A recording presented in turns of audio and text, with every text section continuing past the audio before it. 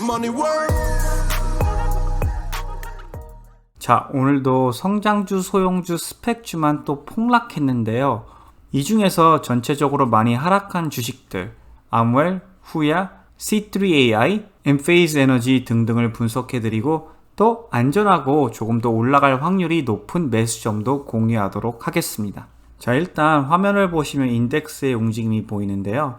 보시다시피 다우존스는 똑같은 레벨로 오늘 움직였고요. S&P 500 같은 경우는 전체적으로 고르게 움직이다가 장 마감 때 약간 하락했었는데요. 하지만 나스닥 같은 경우는 장중에 큰 하락이 있었습니다. 주식 개장 후 1시간 뒤부터 성장주가 엄청나게 하락하기 시작했죠. 자, 그래서 몇 가지 예를 보여드리면요. 디지털 터바인, 티커 심볼은 APPS라는 주식인데요. 이 주식은 성장주 중에 그나마 우상향을 유지했던 주식 중 하나인데요. 지금 이 지지선이 브레이크될 위기에 있고 오늘 5%나 내려갔습니다.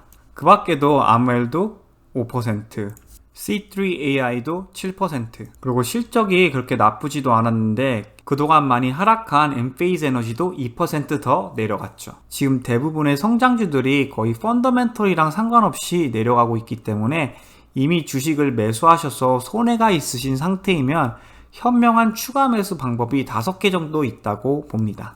자, 첫 번째 방법은 좋은 매수 타이밍에 이 주식을 추가 매수하는 방법입니다. 물론 지금 성장주가 계속 내려가고 있어서 추가 매수하는 게 많이 힘드실 수 있겠지만 여러분들이 장기 투자로 성공하시려면 이것도 배워야 할 점 중 하나라고 저는 생각합니다. 자, 엔페이즈 에너지는 주가가 반등하려고 올라가는 지지선이 만들어졌다가 최근에 실적 발표가 기대치에 못 미쳐서 주가가 지금 어느 정도 내려온 상태인데요. 저는 이 지지선에서 반등할 찬스가 지금 어느 정도 있다고 보고 있습니다. 그래서 만약 여기서 단시간으로 반등하기 시작되면요, 조금 매수해도 괜찮다고 생각이 됩니다. 이런 식으로 반등 사인이 조금 보이면 매수하기 시작하는 거죠. 자, 두 번째는 RSI가 좀 더 떨어졌을 때 매수를 하는 건데요. 지금 줌아웃해서 보여드리면 엔페이즈 에너지 같은 경우는 코로나가 터졌을 때 RSI가 30까지 내려갔었고요. 그 후 한 번 더 내려갔을 때 RSI가 33쯤이었습니다. 그리고 지금은 38인 상태이고요. 그래서 혹시 RSI가 30 근처까지 내려오게 되면은 그때는 정말 저렴한 가격에 있지 않을까 예상을 하고 있습니다. 자, 세 번째는 스토캐스틱도 이용하는 건데요. 보시다시피 RSI랑 스토캐스틱이 둘 다 내려갔을 때 굉장히 저렴한 포인트 있었죠. 또 이때도 RSI랑 스토캐스틱이 같이 내려갔을 때 최저점이었고요. 지금도 스토캐스틱은 이미 많이 내려간 상태이고 RSI만 조금 더 내려와 준다면 그게 단시간 저점일 가능성이 높을 거라고 보고 있습니다. 다음으로는 전 거래량 보시는 것도 굉장히 중요하다고 생각이 되는데요. 거래량이 일정하다가 갑자기 큰 거래량이 생기면서 주가가 올라가기 시작하면 그것도 좋은 사인 중 하나라고 보시면 돼요. 하지만 주가가 이렇게 많이 올라갔을 때 거래량이 큰 거는 다른 의미가 있을 수가 있거든요. 그만큼 고점 근처에 있을 수도 있기 때문에 이거는 조금 조심해야 된다고 봅니다. 하지만 이렇게 주가가 이미 많이 내려온 상태에서 거래량이 꾸준히 올라가면서 주가가 반등하기 시작하면은 그거는 좋은 사인으로 보셔도 됩니다. 자, 마지막으로 다섯 번째는 전체적인 흐름을 그냥 따라가셔도 됩니다. 지금 보시다시피 성장주가 다 내려가고 있습니다.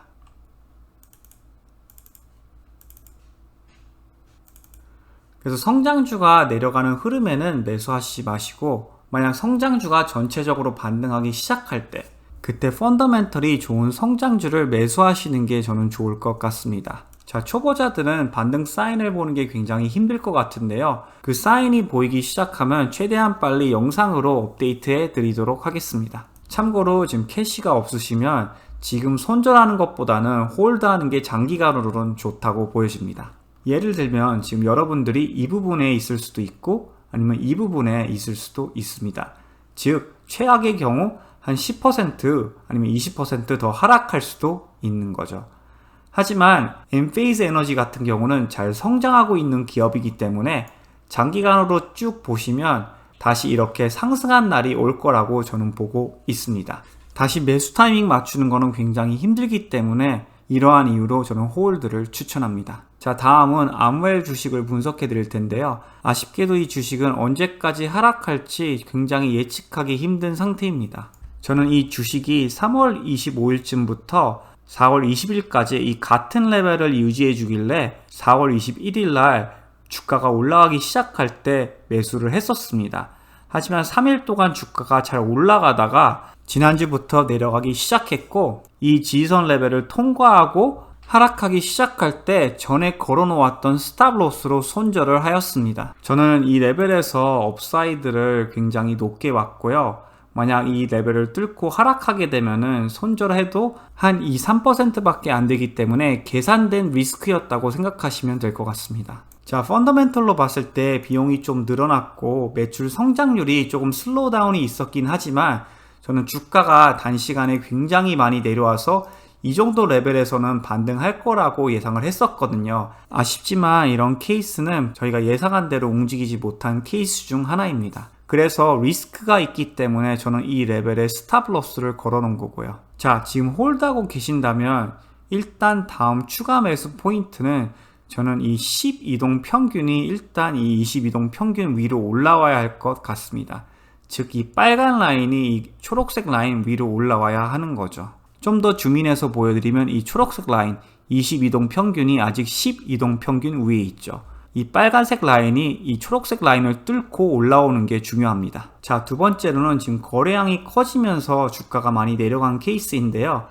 거래량이 줄어들면서 주가가 덜 내려가면서 이렇게 베이스가 생기게 되면 그때는 조금 추가 매수해도 저는 괜찮다고 보고 있습니다.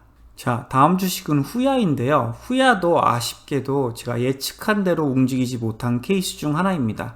그리고 지금 주가가 3일 동안 내려와서 지금 이 지지선을 뚫고 약간 내려온 상태이고요. 후야 같은 경우는 두유랑 합병이 안 될 수도 있다는 악재도 있었기 때문에 조금 더 주가가 많이 내려간 걸로 보여집니다. 후야는 거래량이 커지면서 내려간 케이스는 아니기 때문에 암웰보다는 조금 더 괜찮은 상태에 있다고 저는 보고 있습니다. 하지만 이미 지지선을 뚫고 내려갔기 때문에 얼만큼 더 내려갈지는 예측하기 힘든 상태입니다. 자, 펀더멘털을 확인해 봤을 때 지금 전혀 큰 문제가 있는 기업은 아니고 EPS 성장률만 조금 더 작아진 거거든요. 합병 때문에. 그렇기 때문에 만약 RSI가 코로나 전같이 이렇게 많이 내려오게 되면은 그때 추가 매수하시고 장기간으로 홀드 하시면 이 주식은 다시 올라갈 걸로 예상하고 있습니다. 자, 다음 주식은 C3AI인데요. 이 주식은 보시다시피 최근에 이 베이스에서 계속 왔다 갔다 거리고 있는 상태입니다. 저는 사실 이때 거래량이 커지면서 한 7% 정도 반등했을 때 반등 찬스가 있게 보였거든요. 하지만 보시다시피 지금 이 초록색 이동평균을 뚫고 12동 평균이 올라가지 못한 상태입니다. 그래서 이 주식을 조금 더 안전하게 매수하시고 싶으시면 고점 저점이 한 2번 정도 더 올라갔을 때 이 레벨 때 매수하는 거를 저는 추천하는 편입니다. 만약 최악의 경우 이 레벨을 뚫고 더 내려가게 되면요, 다음 베이스 레벨도 확인하면서 투자하는 게 중요할 것 같습니다. 자, 마지막은 팔렌티어 주식인데요. 팔렌티어 주식은 전 이 지지선 레벨을 확인하는 게 굉장히 중요할 것 같습니다. 벌써 1번, 2번, 3번, 4번, 5번, 6번을 지탱해 줬거든요. 그래서 주가가 조금 더 내려와서 이 레벨에 올 때 저는 바운스해서 다시 올라갈 가능성이 높다고 보고 있습니다. 이 주식 같은 경우는 거래량을 확인하는 게 굉장히 중요할 것 같아요. 거래량이 커지면서 이 에버리지 볼륨보다 큰 거래량이 나오면서 주가가 상승하게 되면은 그때는 다시 상승 트렌드가 올 거라고 저는 생각이 됩니다. 예를 들면 이렇게 내려가는 저항선을 뚫고 큰 거래량으로 올라갔을 때 주가가 잘 상승했죠. 물론 이때는 레딧이 크게 투자해서 올라간 이유도 있었는데요. 전에 IPO 했을 때 움직임을 보셔도 이렇게 거래량이 전체적으로 좀 커지면서 주가가 올라갔을 때 힘을 받은 주식입니다. 이번에 있는 성장주 하락장은 흔히 있는 하락장은 아니라고 봅니다. 지수가 별로 내려가지 않았는데도 성장주만 굉장히 많이 하락했죠. 하지만 10년 보고 투자하시는 거면 지금 있는 일은 큰 일이 아니라고 생각이 됩니다. 그리고 성장주는 빨리 내려간 만큼 또 빨리 올라갈 수 있으니 희망을 버리지 말고 투자하시길 바랍니다. 오늘의 분석은 여기까지 하도록 하겠습니다. 오늘도 시청해 주셔서 대단히 감사드립니다.